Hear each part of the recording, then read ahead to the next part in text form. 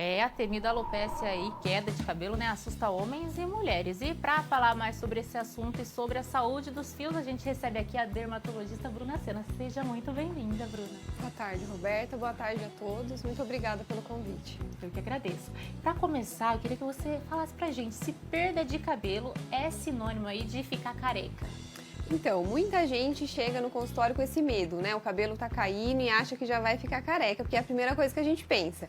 Mas o que a gente tem que entender é de onde que tá vindo essa queda de cabelo, né? Então, existem quedas de cabelo que são quedas reversíveis. Por exemplo, quedas após algum período de estresse, que tá todo mundo muito estressado, ou após alguma doença mais aguda. Por exemplo, a gente viu muita queda que foi um quadro reversível após o Covid, né?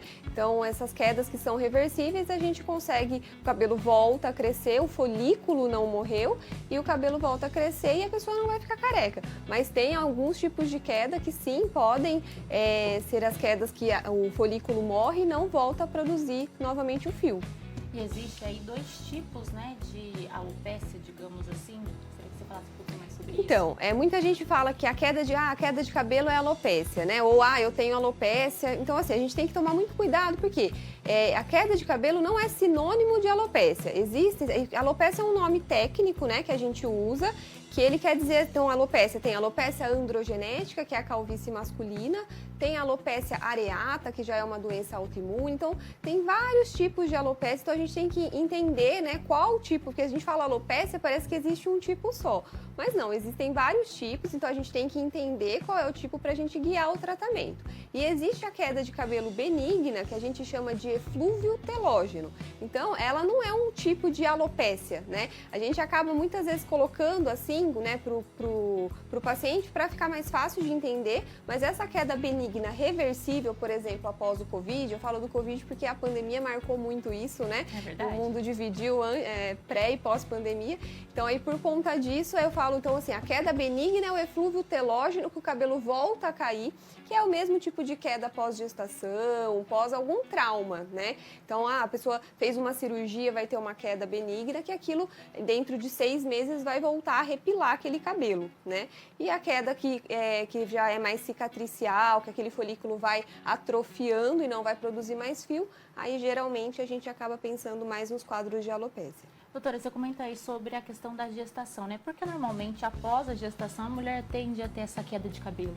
Então, no período da gestação, a mulher ela é invadida por um boom de hormônios, né? Então, o que a gente sabe é que depois da gestação, conforme sai a placenta, o bebê nasceu, então o corpo da mulher acontece que os hormônios diminuem, né, de uma forma abrupta.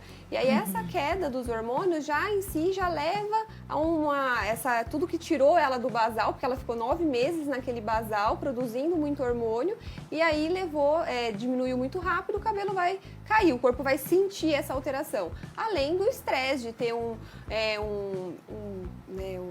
bebê em casa, adaptar a rotina e tudo mais, né? Que também aí já entra o fator estressor de ambiente. Então, o estresse também pode levar aí a queda de cabelo. Sim, tá assim ligado, mas lembrar que é uma queda de cabelo reversível, né? Então tem muita gente que chega no consultório, e tira foto, né, do cabelo que caiu, como se a gente acredita, pode chegar a cair até 50% dos fios no período de estresse, né?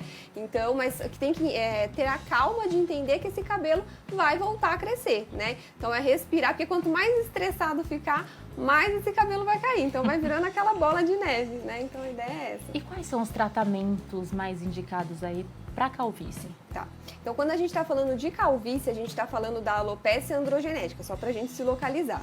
Os tratamentos, a gente tem desde tratamento em comprimido até procedimentos que a gente pode realizar no consultório. É importante a gente saber que a calvície ela é uma doença que ela não tem cura, né? Ela tem controle. Então, se a gente pensar que a calvície, o nome é androgenética, então andro de homem, de hormônio androgênio, né? E que é a testosterona. E genética de genética. Então, uma doença genética, a gente não fala em cura, a gente fala em controle. Então, quanto antes a gente começa a tratar, mais a gente consegue segurar aquele fio.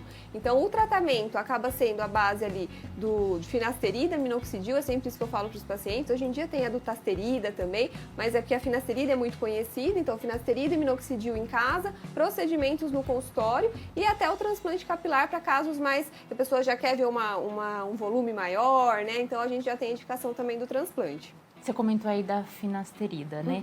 Existe um mito, ou não sei, você vai me dizer agora, que ela afeta a libido. Isso é verdade, doutora? Então, é verdade, mas a gente tem que olhar para essa informação com muita ressalva, porque quando esse assunto é abordado no consultório, os pacientes já ficam todos tensos, né?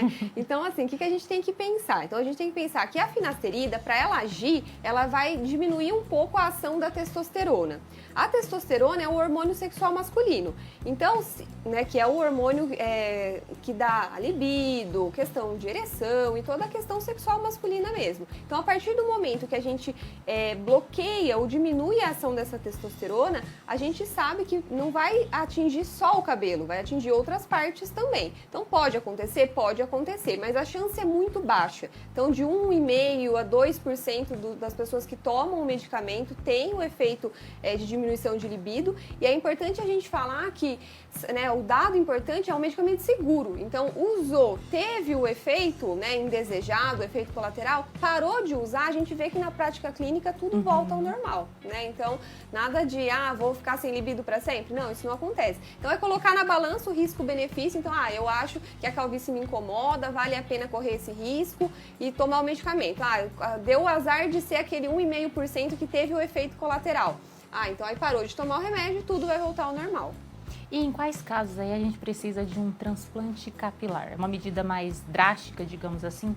Então, a gente indica o transplante para casos assim, tem um incômodo com a calvície, tá usando o medicamento ou não, mas a calvície já incomoda, a gente já tem a indicação. Então, a gente tem que ter o diagnóstico da calvície, que é a alopecia androgenética, e a queixa do paciente, tem a queixa, e também aí a gente no exame físico ali na consulta, a gente vai ver se a pessoa tem cabelo, se tem área doadora pra gente fazer o transplante capilar, né? Porque muita gente fala, quero fazer o transplante, mas aí chega uma calvície muito avançada, né? Então a gente aí não consegue indicar ou não consegue alinhar a expectativa, porque fazer o transplante a gente consegue, às vezes, né? Se tem uma área doadora ali, que eu brinco que o cabelo cai e ficam os paralamas, né? Então a gente tira o cabelo do paralama para colocar ali na região que a gente quer cobrir.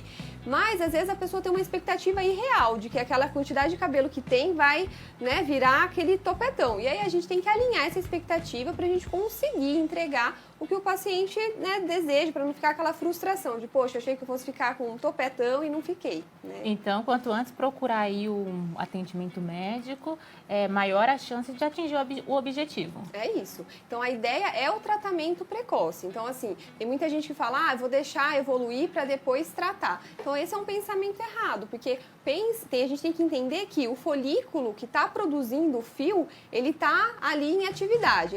O fio começa a cair e aí ele vai entrando num estado ali de vamos dizer que de uma morte, de uma dormência, né? E ele vai parar de produzir o fio. Então, a ideia é que a gente consiga segurar esse folículo produzindo, mas ao invés de produzir 5 fios, ele vai estar produzindo 2. Mas pelo menos a gente conseguiu segurar um pouco. E aí, como por exemplo um transplante ou um procedimento que a gente fala que é o MMP, que é a microinfusão de medicamentos na pele, né? Que essa sigla significa isso. A gente pode dar um boom e ajudar esse folículo a voltar a produzir.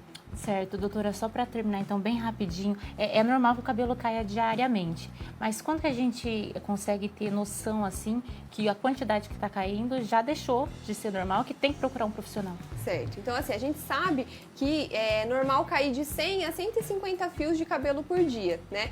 É claro que ninguém vai ficar contando, né? Mas a gente tem uma noção ali de que é aquela quantidade que cai de uma forma basal há muito tempo. Aí o que a gente vai ver que, será que está aumentado ou não? Então aquela quantidade de cabelo que fica no ralo do banheiro, ou acordou e tem cabelo no travesseiro, né? Então algumas coisas assim. Mulher consegue perceber quando o lacinho, né? Que a gente vai numa academia, vai prender o cabelo rabo de cavalo, o lacinho dava 2 voltas, agora tá dando 3, né? Homem, quando fica em ambiente com muita luz, acaba tendo um brilho um pouco maior. Então a gente aí percebe que aí pode ser que tenha uma queda aumentada e aí é a hora de procurar o profissional o quanto antes para começar o tratamento. Perfeito, muito obrigada pela participação, doutora. Espero que volte mais vezes aí. Tá bom, obrigada.